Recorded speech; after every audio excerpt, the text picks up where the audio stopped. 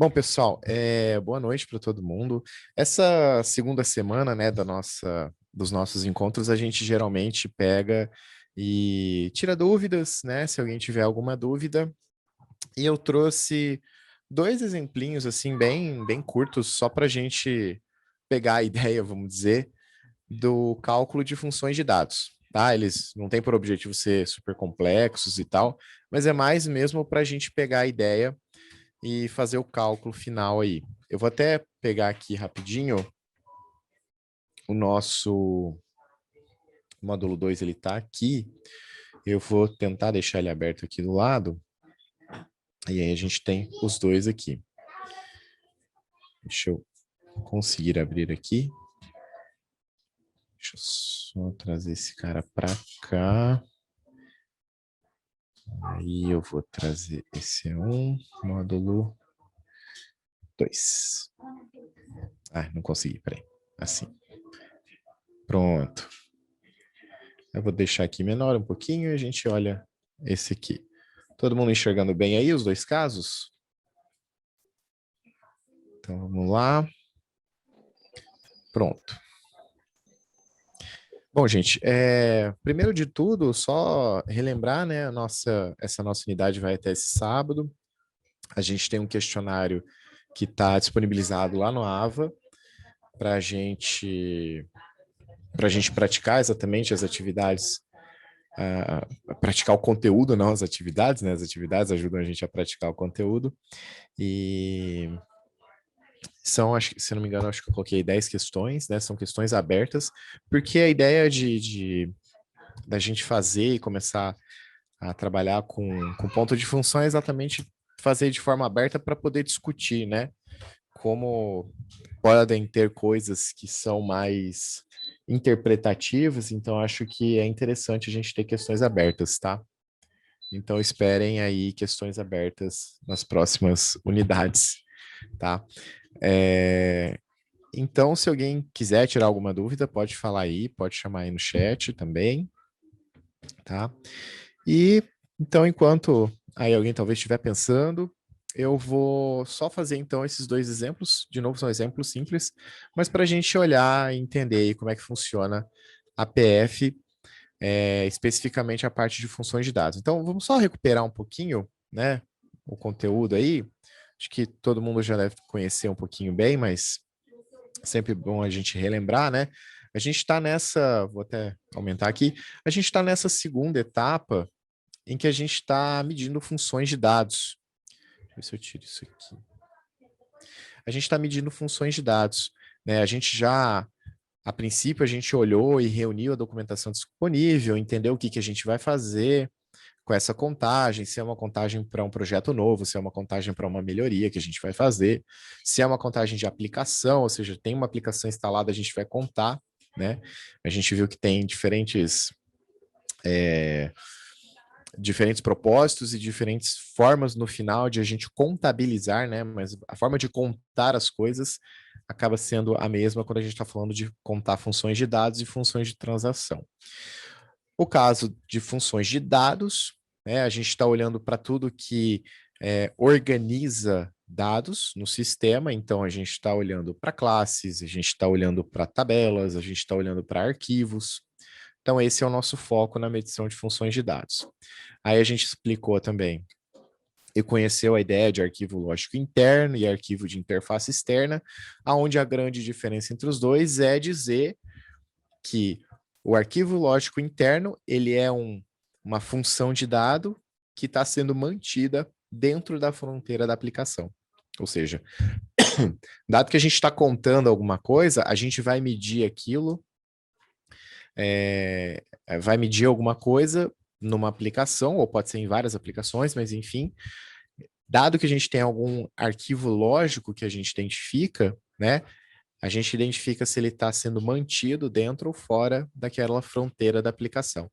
Se ele estiver sendo mantido, ou seja, eu criar ele, eu alterar alguma informação relacionada àquele arquivo lógico, eu editar, enfim, né, alterar e editar é a mesma coisa, atualizar, excluir esse dado a partir de algum processo que acontece ali dentro, né? Eu falo até já aqui em processo elementar, que é uma coisa que a gente vai falar bastante na unidade 3, mas a ideia é que tem algum processo, alguma função, né, que manipula esse dado dentro da nossa aplicação. Então, esse é o arquivo lógico interno, e o arquivo de interface externa é alguma coisa que a gente geralmente só lê de algum outro sistema, né? Então, é basicamente essas duas distinções que a gente tem, e a gente viu, desculpa, para a gente poder medir essas coisas, né? Uma vez que a gente identifica, então o primeiro passo é identificar, depois a gente vai de fato definir a complexidade, é a gente exatamente olhar aqui para os tipos de dados e tipos de registro, né?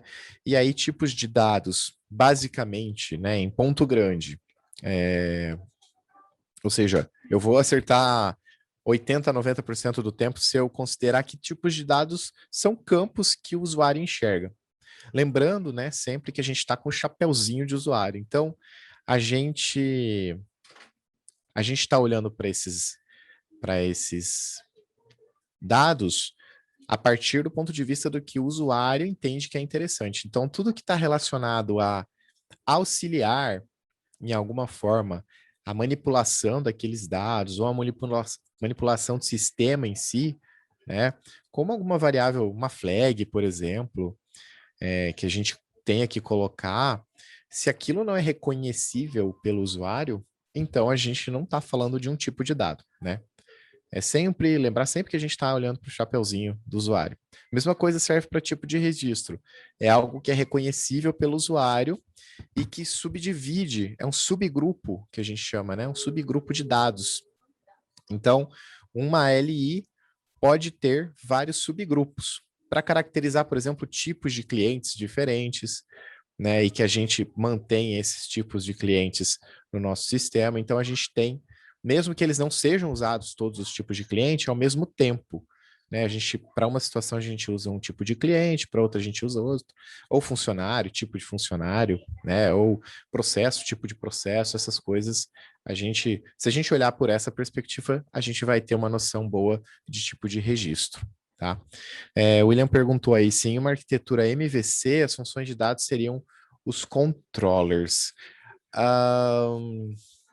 Eu acho que a gente está olhando mais para model, se a minha noção de MVC aqui não está muito perdida, tá? Porque eu posso estar um pouquinho perdido na noção de MVC. Mas os controllers, na verdade, eles fazem a ponte, né, da manipulação. É mais fácil a gente olhar para o model, que é onde a gente define os nossos dados. Né? Então a gente define o que é cliente, que campos que tem esse cliente, ou funcionário, enfim, ou servidor, alguma coisa do tipo, tá? E aí a gente consegue, então ali a gente consegue enxergar os nossos ALIs, né? Que são principalmente aquilo que a gente mantém, ou os AIEs que a gente referencia, que a gente pode trazer de algum outro lugar, tá?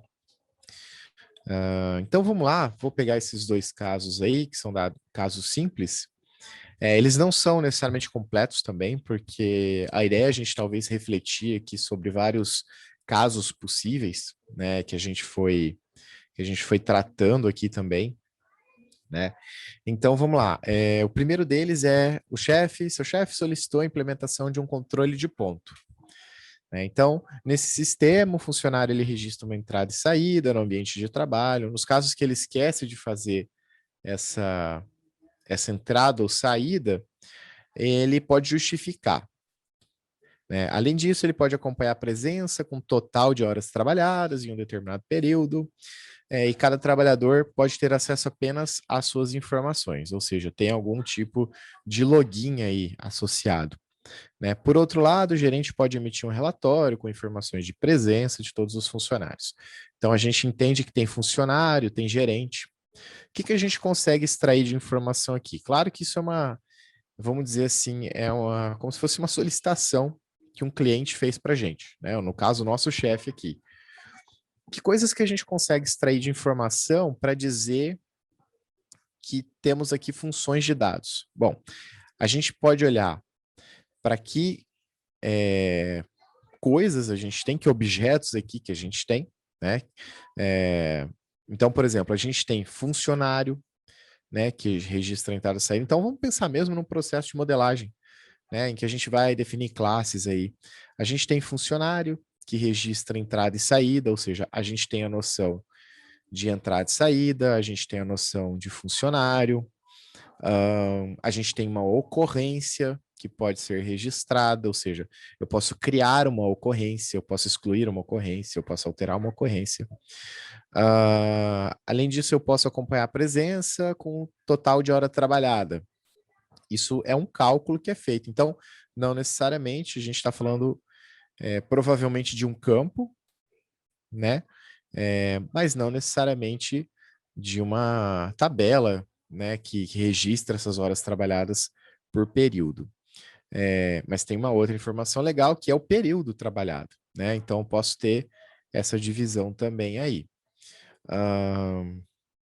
Cada trabalhador tem acesso apenas às suas informações, mais um indicativo aí de que a gente pode ter, então, por exemplo, um login e uma senha. Então, mais 2 campos que esse funcionário pode ter, né? Por outro lado, o gerente, ou seja, existe uma outra pessoa que é alguém aí, né? Então, ele pode emitir um relatório com informações de presença de todos os funcionários. Então, olha só que interessante. Vamos lá, né? A gente conseguiu, então, identificar alguns tipos. Eu vou puxar aqui minha canetinha para ver se eu consigo escrever melhor. Espera aí. Aí. A tela vai toda girar aí.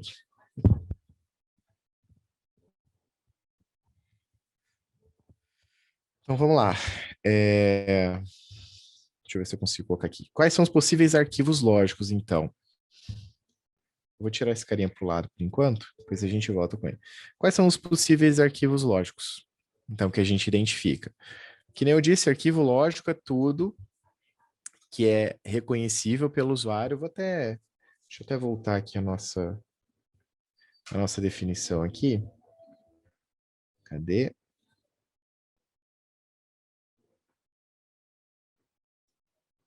Peraí, ó.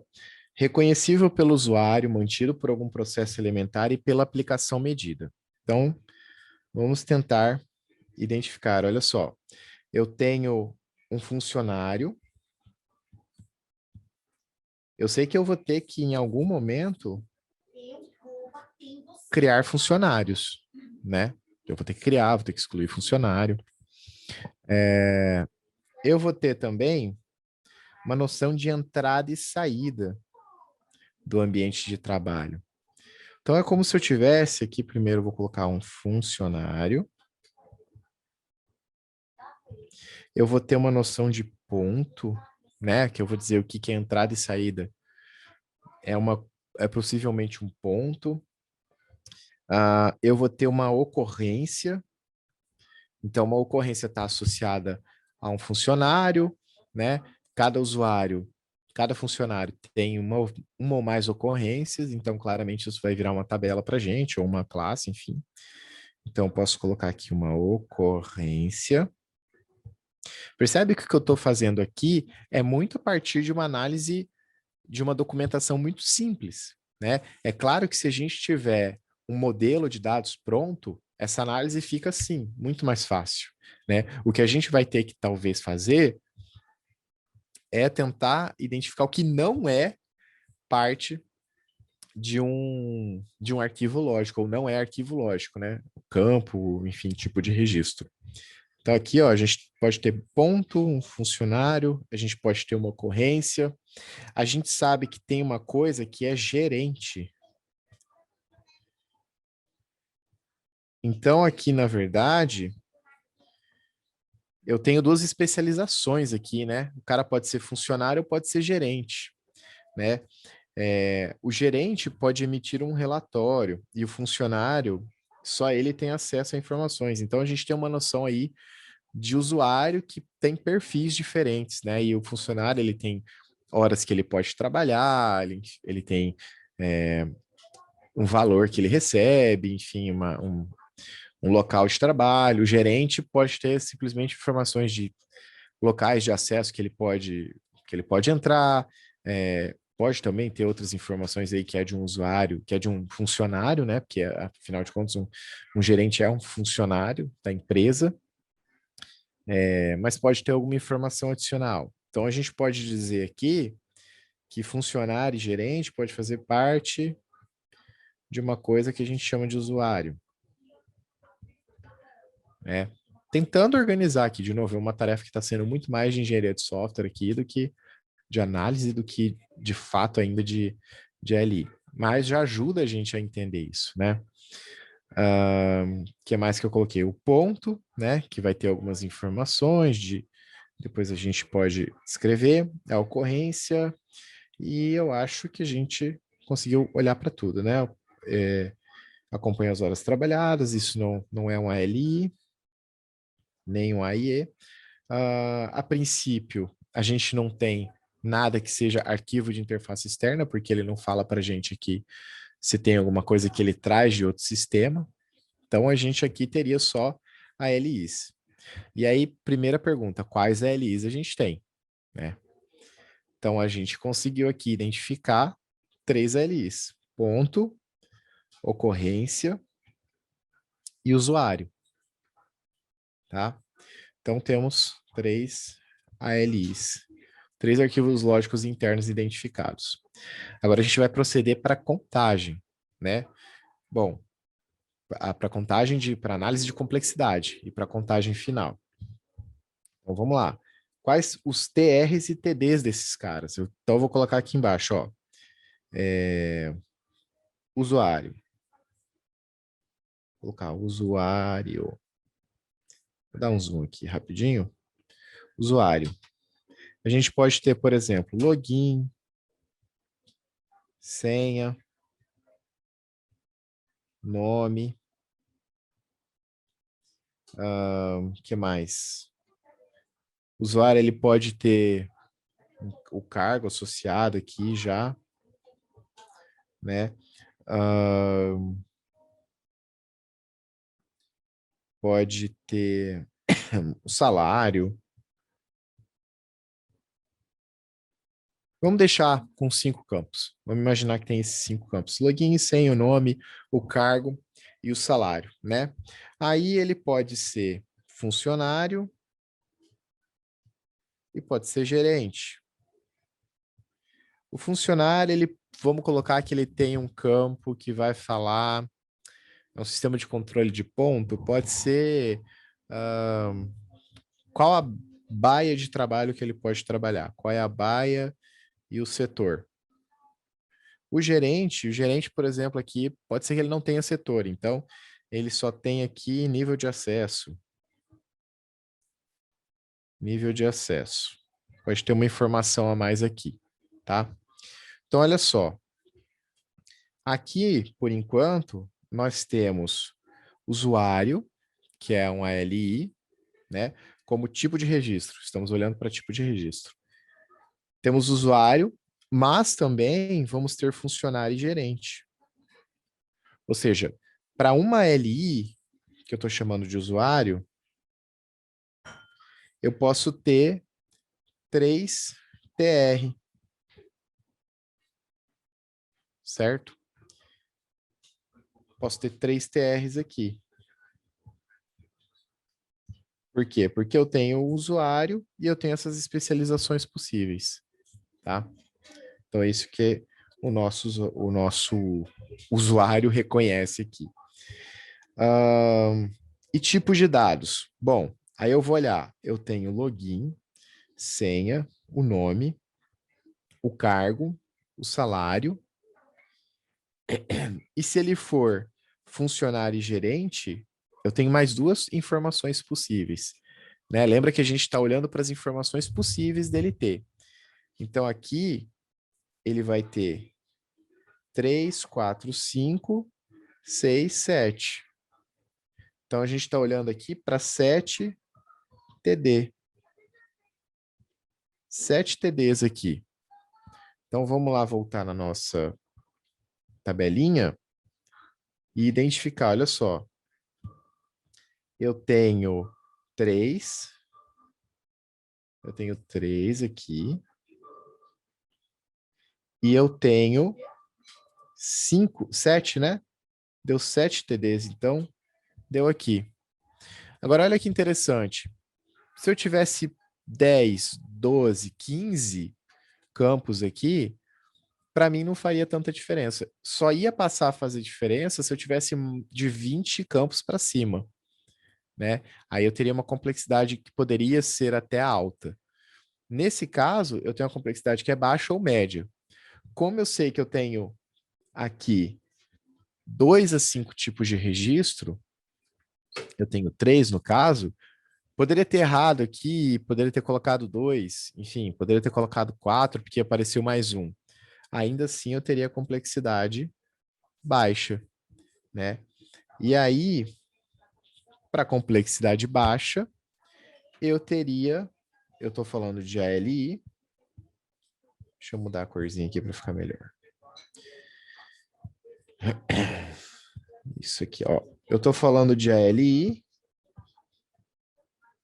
e estou falando de complexidade baixa. Ou seja, eu tenho 7 pontos de função. Tá? Agora, olha só que interessante. 7 para 10, eu já teria 3 PF a mais aqui, né? Então, 3 PF para uma análise pode não ser muito, mas para outras pode ser bastante.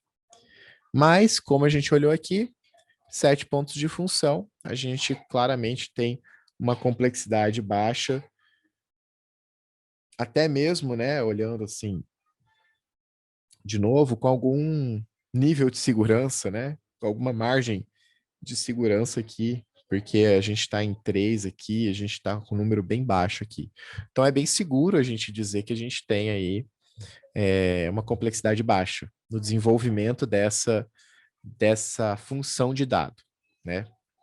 Aí vamos para o outro. Vamos pegar, talvez, ponto. Bom, ponto, o que ele vai ter? A gente pode olhar que um ponto ele tem um usuário associado. Deixa eu colocar para cá também. Espera aí. Tá com pouco espaço aqui, então vou colocar aqui assim, ó. Ponto. Aí eu tenho. Deixa eu ver se tem alguma pergunta. Não. Aí eu tenho, por exemplo, o usuário. Eu tenho um horário de entrada. Posso ter um horário de saída.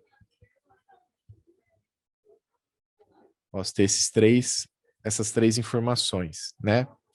Posso até talvez ter mais coisas aqui, mas a princípio eu tenho essas 3 informações. Então, olha só, são 3, quer dizer, é apenas ponto, né? Uma coisa importante é que toda LI, como a gente pode olhar aqui do lado esquerdo, ó, toda LI tem pelo menos um, que é o próprio arquivo lógico que a gente identifica, tá? Deixa eu apagar esse aqui. Então, no nosso caso, a gente tem um. E aí, olhando aqui, ó, a gente só vai ter 2 complexidades, baixa ou média. Então, olhando para cá, a gente teria que ter, a nossa divisão seria aqui, né? Ou seja, menos de 50 é baixa. 50, quer dizer, menor ou igual a 50, né? Menor ou igual a 50 é baixa. Maior que 50 é média. Então, no máximo, a gente tem uma complexidade de média, dado aqui que a gente só está olhando para esses 3, né? Agora, se eu adicionasse mais 47, 48 campos, aí a gente já teria uma complexidade média. Então, qual que é a conclusão? É muito mais complexo a gente adicionar novos tipos de registro do que adicionar novos dados à nossa complexidade aqui, tá? E aí, complexidade baixa, como a gente identificou, complexidade baixa, a gente teria aí, que eu não coloquei aqui a informação, mas a gente teria 7 pontinhos. Deixa eu mostrar lá. Tinha que ter colocado essas duas perto. Aqui, ó, 7 pontos de função. Então, aqui a gente teria 7 PF.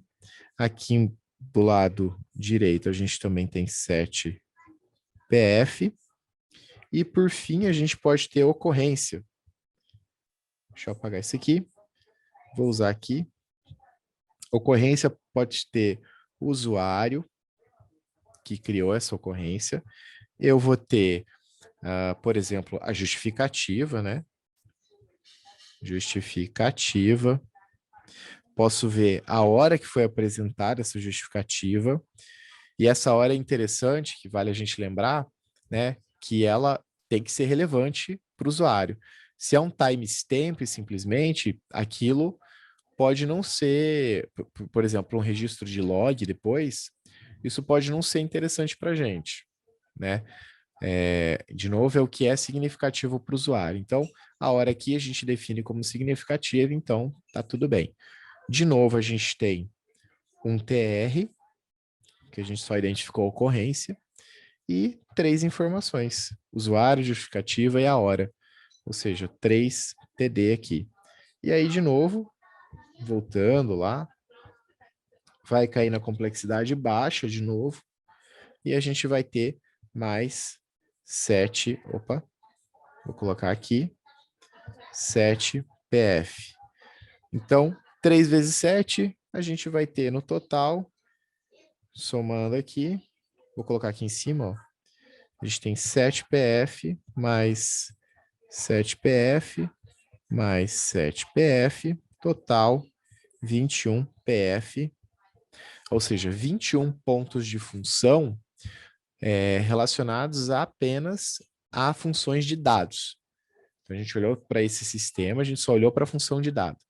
Depois, a gente vai olhar para o que manipula esses dados. Cria uma ocorrência, tem a parte de relatório de presença, como é que eu vou computar isso, a gente vai olhar nas funções de transação. Beleza? De novo, quem já fez alguma contagem, pode até estar achando bem tranquilo aí. Mas se não tiver, me fala também. Vamos lá. Agora vamos para esse segundo caso.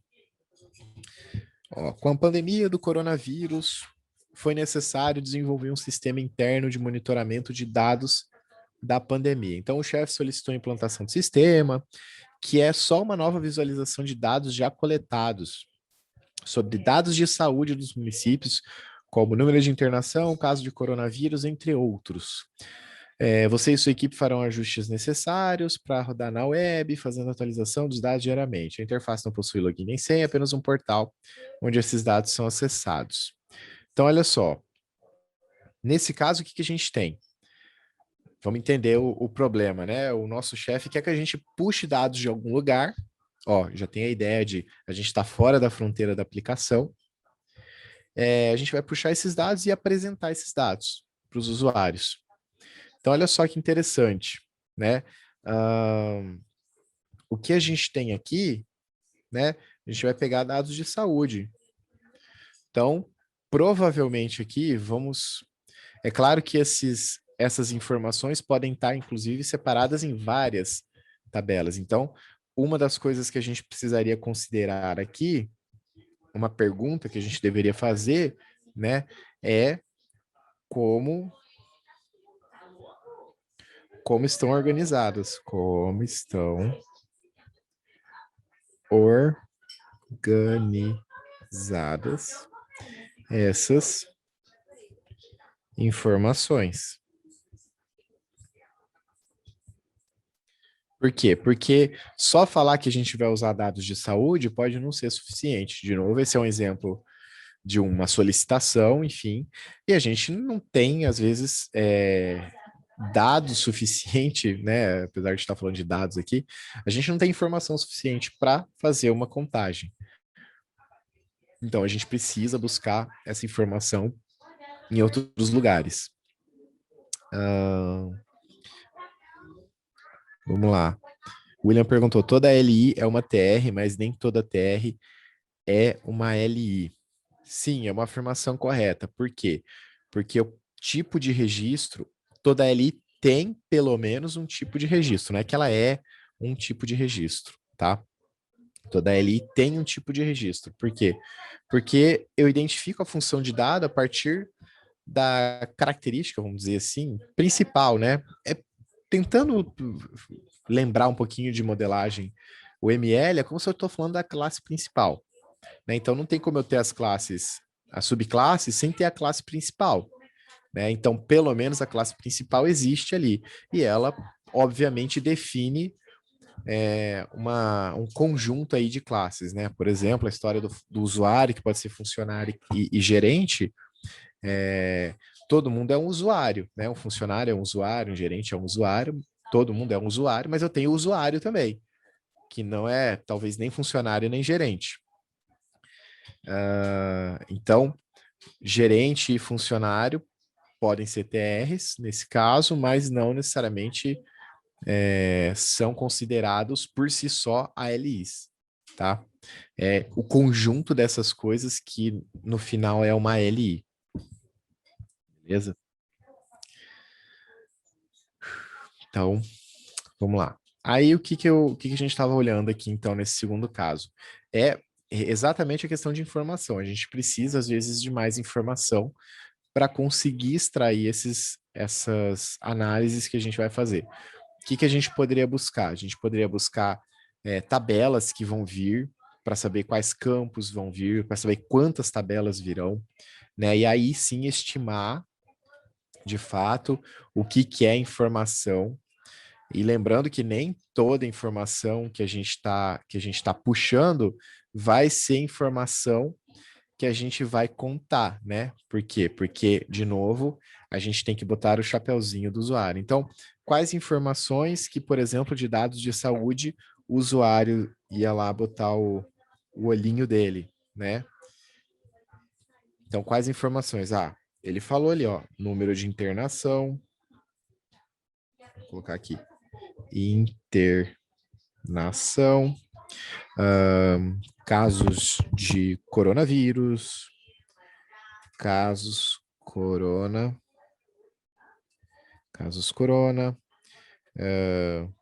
outras coisas que poderia puxar aqui internação no caso de hospitalização, capacidade da UTI, né, o número de UTIs, número de enfermaria, de leitos de enfermaria, né? Então, olha só, aqui a gente poderia ter essas internações por si só, podiam vir de alguma AIE, de um arquivo de interface externa, né? Assim como casos, tudo isso vai acabar vindo de AIE, né? Então é muito importante a gente olhar essas coisas, como é que a gente está olhando isso tudo, né? Para a gente poder, então, definir o que é aqui, ou quais são esses arquivos lógicos. Faz sentido, talvez, aqui a gente pensar que cada um desses caras, né, é um arquivo lógico. É um arquivo lógico, obviamente, mas é um arquivo lógico que está sendo gerado em outro lugar, né? O que essa minha ferramenta vai fazer, ela apenas vai ler informações. Lá para frente eu vou mostrar para vocês que a gente, inclusive, sem saber de completas informações e apenas estimando as ALIs e as AIEs, a gente consegue fazer uma estimativa. Existe uma, uma outra organização chamada NESMA que tem essa contagem estimativa a partir da análise dos AIEs e dos ALIs apenas, tá? Que não é uma contagem, de novo, como é uma estimativa baseada em apenas duas informações, né? Uma informação, enfim. A gente não tem uma contagem tão precisa, mas a gente pode ter uma contagem interessante aí para uma análise prévia, enfim, né? Que nos ajuda depois a fazer uma contagem mais completa. Então, aqui, aonde a gente poderia chegar, por exemplo, a gente poderia dizer que temos aqui 4 AIEs, né? Ou então, vamos dizer, né, que olha só, internação, UTI, enfermaria, tudo vem de uma mesma tabela. Então, aqui eu teria uma AIE, vou colocar aqui, e os casos de coronavírus vêm de outro lugar, porque deve ter caso de coronavírus, deve ter, para esses casos, isso deve estar vindo com a informação da pessoa que foi infectada, quando foi infectada, etc. Então vai ter muito cálculo aí que a gente vai apresentar esses dados, né? E aí é interessante, olha só, a gente está falando de dados que vão ser apresentados para o usuário, né? Então, olha só, lembrando que o tipo de dado é um campo único reconhecido pelo usuário, né? Então, apesar de eu ter dados aqui, né? Quer dizer, eu estou falando da apresentação aqui em cima, né? Ele quer apresentar esses dados. Mas pode ser que nessa tabela venha dados crus, que a gente fala. A gente tem algum cálculo que a gente vai fazer. Então, nesse exemplo, nesse segundo exemplo, é muito interessante, talvez, a gente olhar para não olhar necessariamente para as tabelas, enfim, os dados que estão vindo ali, porque eles são dados que não são reconhecíveis pelo usuário, né? Os dados que serão reconhecidos ou reconhecíveis são os dados que serão apresentados para o usuário, né? Ainda que estes dados não sejam dados que estão armazenados, são dados que são calculados, porém, são dados que fazem sentido para o usuário naquele contexto, que é exatamente o contexto de visualização de dados. Então, olha só que interessante, né? Apesar da gente ter esses dados em outro lugar e tudo mais, a gente está fazendo um monte de análise e cálculo para gerar esses dados em outra, não é formato, né? Mas enfim, outra visualização para visualizar. E aí a gente tem então os TDs que a gente pode contar, tá? Aqui tem os exemplos aqui que falam exatamente disso, né? Eu estou tentando lembrar aqui. Cadê? Tinha um exemplo bem legal aqui que eu acho que eu não coloquei aqui, mas que ele fala. Quando a gente tem, por exemplo, uma imagem que a gente calcula a partir de outros dados, aquilo ali é um tipo de dado. Por quê? Porque ela vem a partir da extração de dados, mas aqueles dados por si só não fazem sentido para o usuário. O que faz sentido é aquela imagem ali que o usuário consegue ler, interpretar e entender no seu contexto, aí, na sua situação, tá? Então, olha só, várias conclusões aqui. O Everson perguntou: se eu pego informações de fora e guardo no meu sistema, eu tenho AIE e ALI? Então, este guardar no sistema seria o quê? Seria eu apenas colocar como um backup, né? Do tipo, para eu não precisar pegar a informação toda hora. Ainda assim, eu não estou, de fato, mantendo essa informação. Eu estou usando a tecnologia, né? Para, por exemplo, fazer um arquivo fazer um buffer ali que eu não preciso buscar toda hora. Mas, na verdade, o que está acontecendo de fato é que esses dados não são mantidos ali, né? Esses dados estão armazenados, mas eles não são mantidos pela aplicação, ou seja, eu não crio eles ali, eu não edito eles ali, eu não excluo eles ali. Eu simplesmente tenho um espelho, um clone de informações que vem de outro lugar. Então, aquilo ali continua sendo um arquivo de interface externa. Por quê? Porque apesar de eu ter que criar talvez uma tabela, um banco de dados inteiro para guardar essas informações, eu de fato vou ter uma rotina simplesmente de extrair esses dados. Então, essa rotina, ela pode fazer parte de um processo elementar. Ela pode ser um processo elementar, né? Porém, um processo elementar até de entrada externa, enfim, que puxa um IE para alguma coisa. Só que eu não estou falando de alguma coisa que eu mantenho ali.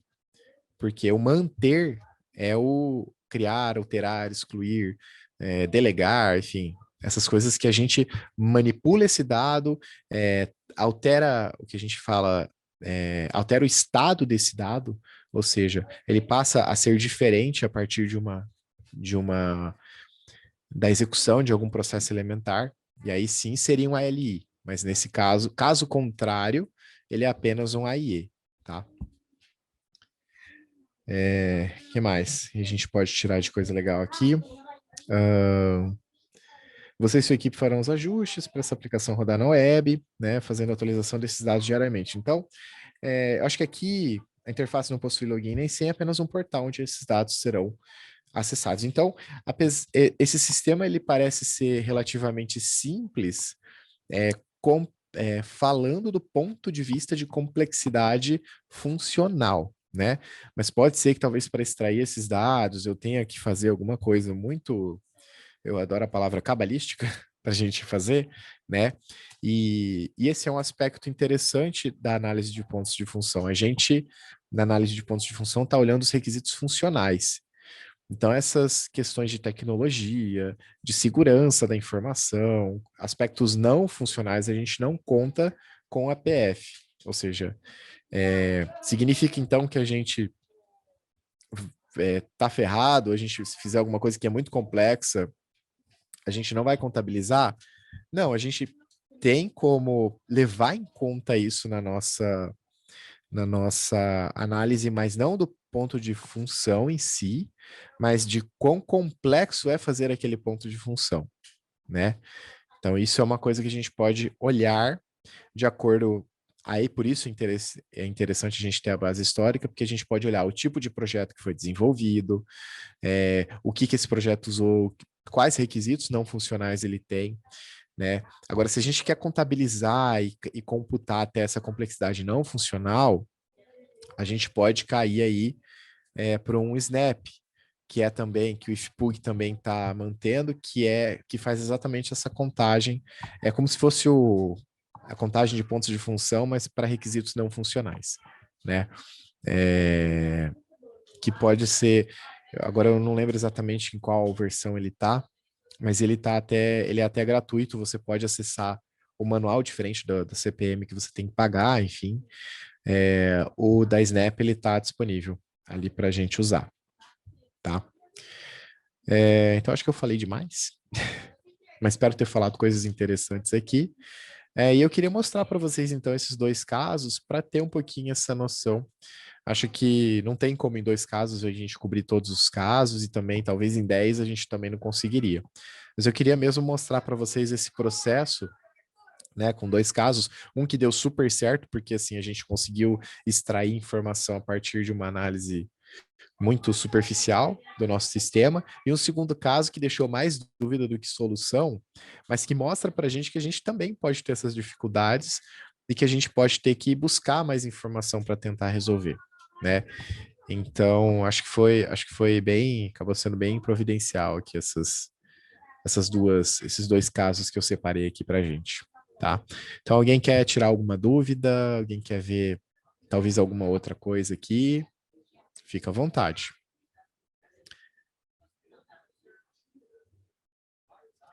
Caso contrário, se ninguém tiver, então eu vou liberar vocês, vou deixar vocês aí disponíveis para fazer as atividades. Eu acredito que alguém possivelmente pode usar esse horário aí no final, né, já que está engatado aí para fazer essas atividades da nossa unidade 2, das nossas unidades, né, do curso. E aí, lembrando que no sábado a gente encerra essa segunda e a gente vai ter a terceira começando no domingo, para falar de função de transação. Aí, assim, a gente vai conseguir acabar com função de transação, a gente vai conseguir finalizar no sentido de a gente vai ser capaz de fazer a contagem, né, de um sistema. Eu vou contar a função de dado e função de transação. No entanto, o que eu quero mostrar para vocês, além de outras coisas que eu ainda vou complementar, o que eu quero mostrar na última unidade como é que a gente, primeiro de tudo, como é que a gente contabiliza isso de acordo com o tipo de projeto, como é que a gente pode estimar, dado, por exemplo, que a gente não tem informação suficiente, né, ou a gente está no processo inicial de análise, e também eu quero ver, porque é uma demanda até do pessoal do TCE, quero ver, não, eu vou apresentar também como é que a gente olha para a PF quando a gente está falando de metodologias ágeis. Então, isso é uma coisa que eu até tô procurando, assim, porque não tem tanta coisa em livros e não faz parte necessariamente do manual de contagens, né? Então, é uma coisa que vai ser bem interessante para a gente discutir até como é que a gente pode usar a PF em metodologias ágeis. Só, assim, falando um pouquinho por cima, né? Metodologia ágil, não sei se todo mundo está 100% ciente, mas é o fato da gente desenvolver de forma incremental. Um resumo bem resumido, assim. A gente desenvolver de forma incremental o nosso software e não usando essas etapas que estão até muito fixadas, se você olhar na APF, essas etapas estão bem atreladas às etapas clássicas do modelo de desenvolvimento de software, aquele modelo em cascata, né? E quando a gente está falando de metodologia ágil, a gente quebra o modelo em cascata, transforma numa fonte que vai jorrando coisa aí para a gente desenvolver. Né? Então vamos ver como é que a gente consegue trabalhar isso aí, vamos ver o que tem trabalho, na verdade, deve ter, não, tem trabalho que eu já achei recente falando sobre isso, e aí eu quero apresentar isso aí para vocês também, tá? E então, por hoje é isso, eu vou fazer então só o artefatozinho, apesar da gente já ter a gravação. Então, quem quiser, aquele velho esquema, quem quiser abrir a câmera aí pra gente dar um oi e fazer a foto, fique à vontade. Então, atenção. 3, 2, 1. Prontinho. Tá feito, ninguém piscou, isso é bom. Bom, gente, piadinha.